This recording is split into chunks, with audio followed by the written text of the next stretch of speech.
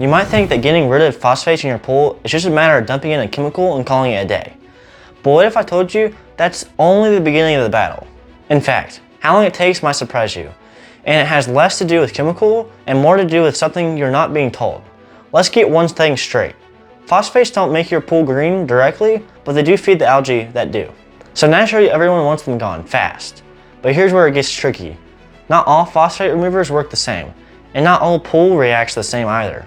Some pool owners see results in 24 hours. Others, they're still scratching their head a week later wondering if it did anything at all. So how long does it take to remove phosphates? Well, it depends on 3 key factors. I'll break those down in just a second. But first, let me tell you what's really happening when you pour that remover in your pool. When you add the phosphate remover, it binds the phosphates and turns them into particles your filter has to physically trap. Meaning, it's not just about the time, it's about your filter system, your water chemistry, and how diligent you are during the next 48 to 72 hours. Alright, here are the 3 keys to how long it actually takes. Number 1, phosphate level starting point. If your phosphates are over 1000 ppb, don't expect overnight success.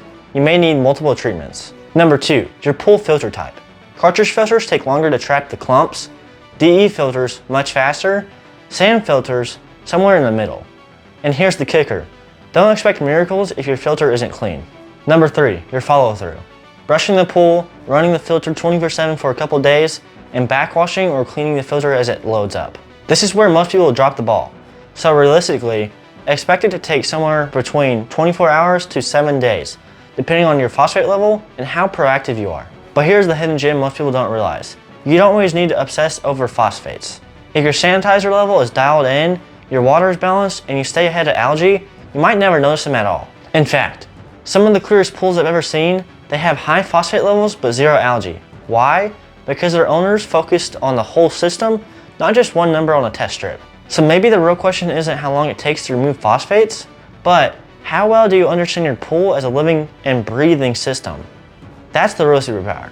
Here's the quick recap. Removing phosphates isn't instant. It takes time, it takes filter work, and it takes you staying on top of the process. But if you do it right, you'll understand your pool beyond your numbers, and your water will thank you. Got a question? Drop it in the comments. Like what you learned?